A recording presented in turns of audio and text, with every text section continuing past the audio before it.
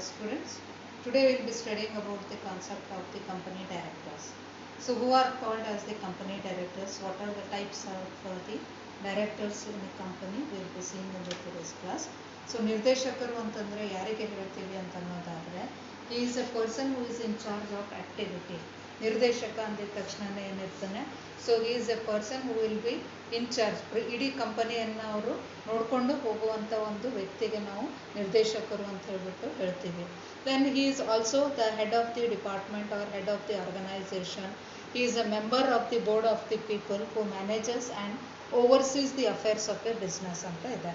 Okay, so again director ಅಂತ ಅನ್ನುವಂಥವ್ರು ಅಥವಾ ನಿರ್ದೇಶನ ಕೊಡುವಂಥವ್ರು ಕೂಡ they are the people who will be looking after the companies development. So ಕಂಪನಿಯನ್ನು ಒಂದು ಉನ್ನತ ಸ್ಥಾನದಲ್ಲಿ ಅಥವಾ ಒಂದು ಹೈಯರ್ ಲೆವೆಲಲ್ಲಿ ತೊಗೊಂಡು ಹೋಗಬೇಕು ಅಂತಂದರೆ ಯಾವ ರೀತಿಯಾಗಿ ಅಥವಾ ಯಾವ ಒಂದು ನಿಟ್ಟಿನಲ್ಲಿ ಹೋಗಬೇಕು ಅಂತ ಅನ್ನೋದ್ರ ಬಗ್ಗೆ ಈ ಒಂದು ನಿರ್ದೇಶಕರ ಕೈಯಲ್ಲಿ ಇರುತ್ತೆ. ಸೊ ಹಂಗಾಗಿ ನಿರ್ದೇಶಕರು ಅಂತಂದರೆ they are the also the people who will be in charge of all the any of the activity which will be taking place in the company.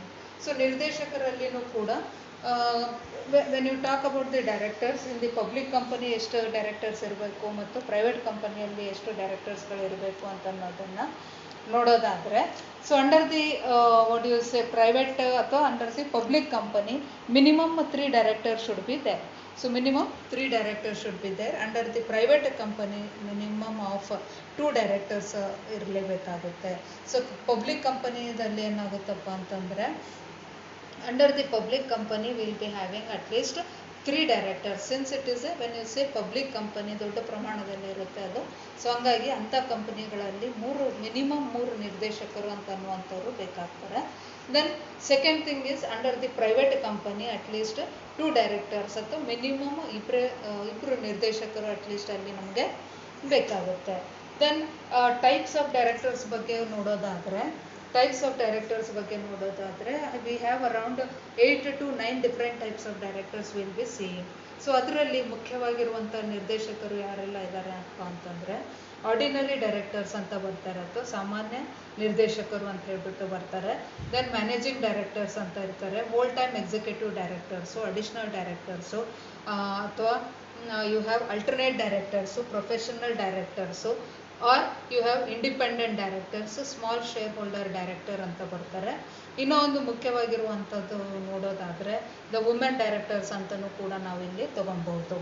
So when you talk about the women director ಅಂತಂದಿದ ತಕ್ಷಣ ಏನಾಗುತ್ತೆ, ಇಲ್ಲಿ ಯಾವುದೇ ಒಂದು ಕಂಪನಿಯ ಒಂದು output ಅಥವಾ ಒಂದು ಏನಂತೀರಿ capital if it is say around 100 crores or at least more than 100 crores ಇರುವಂಥ ಒಂದು ಕಂಪನಿಯಲ್ಲಿ ಒಂದು ಮಹಿಳಾ ನಿರ್ದೇಶಕರನ್ನು ಕೂಡ ನಾವು ಇಲ್ಲಿ ಅಪಾಯಿಂಟ್ ಮಾಡಿಕೊಳ್ಳುವಂಥ ಒಂದು ವ್ಯವಸ್ಥೆ ಇದೆ.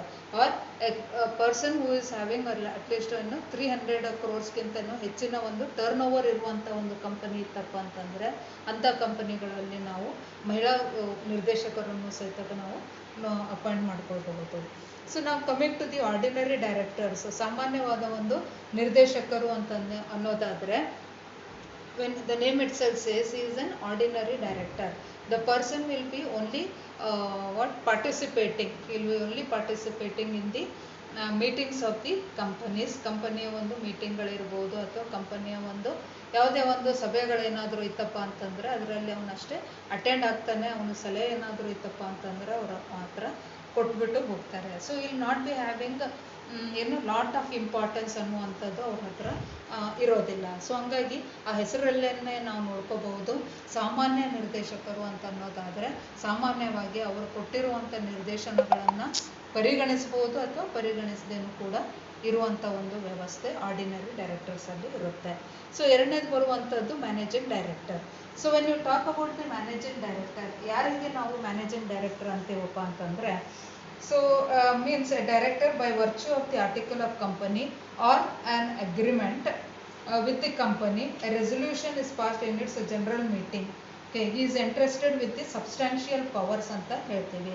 ಸಬ್ಸ್ಟ್ಯಾನ್ಷಿಯಲ್ ಪವರ್ಸ್ ಅಂತಂದರೆ ಅತ್ಯುತ್ತಮವಾದ ಒಂದು ಪವರ್ಸ್ಗಳು ಅಥವಾ ಅವನ ಹತ್ರ ಒಂದು ಶಕ್ತಿಗಳು ಅಥವಾ ಹಕ್ಕುಗಳು ಇವ್ರ ಹತ್ರ ಸ್ವಲ್ಪ ಜಾಸ್ತಿನೇ ಇರುತ್ತೆ. ಸೊ ಹಂಗಾಗಿ ಅವರಿಗೆ ಮ್ಯಾನೇಜಿಂಗ್ ಡೈರೆಕ್ಟರ್ಸ್ ಅಂತಲೂ ಕೂಡ ನಾವು ಹೇಳ್ಬೋದು. And when you are talking about the what you say whole time executive director ಅಂತ ಹೇಳ್ಬಿಟ್ಟು ಬರ್ತಾರೆ.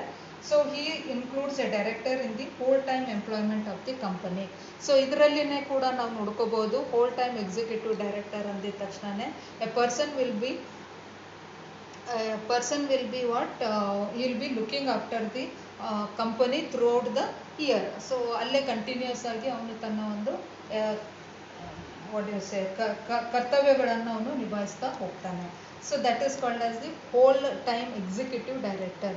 ಸೊ ದಿಸ್ ಪರ್ಸನ್ ಅಥವಾ ಈ ಒಂದು ನಿರ್ದೇಶಕರು ಕಂಟಿನ್ಯೂಸ್ ಆಗಿ ಅಲ್ಲೇ ಅವರು ಕಾರ್ಯವನ್ನು ನಿಭಾಯಿಸ್ತಾ ಹೋಗ್ತಾರೆ. So when you talk about next one comes the additional director ಅಂತ ಹೇಳ್ಬಿಟ್ಟು ಬರ್ತಾರೆ. So additional directors under section 161 of the companies act of 2013 ಪ್ರಕಾರ. ಓಕೆ, ಸೊ 2013 ಪ್ರಕಾರವಾಗಿ ಈ ಒಂದು ಅಡಿಷನಲ್ ಡೈರೆಕ್ಟರ್ಸ್ಗಳನ್ನು ಸಹಿತ ಯಾವುದೇ ಕಂಪನಿದವರು ಅಪಾಯಿಂಟ್ ಮಾಡ್ಕೊಳ್ಬಹುದು. ಸೊ ಯಾವ ಒಂದು ಇದರಲ್ಲಿ ಅಡಿಷನಲ್ ಡೈರೆಕ್ಟರ್ಸನ್ನು ತಗೊಳ್ತೀವಪ್ಪ ಅಂತಂದರೆ only till the next general meeting. Okay, so ಒಂದು ನೆಕ್ಸ್ಟ್ ಜನರಲ್ ಮೀಟಿಂಗ್ ಆಗೋವರೆಗೆ ಮಾತ್ರ ಈ ಒಂದು ಅಡಿಷನಲ್ ಡೈರೆಕ್ಟರ್ ಅನ್ನುವಂಥವನ್ನು ಕರ್ತವ್ಯಗಳನ್ನು ಅವರು ನಿಭಾಯಿಸ್ತಾ ಹೋಗ್ತಾರೆ. ಸೊ ದಟ್ ಮೀನ್ಸ್ ವಾಟ್, ಈ ವರ್ಷ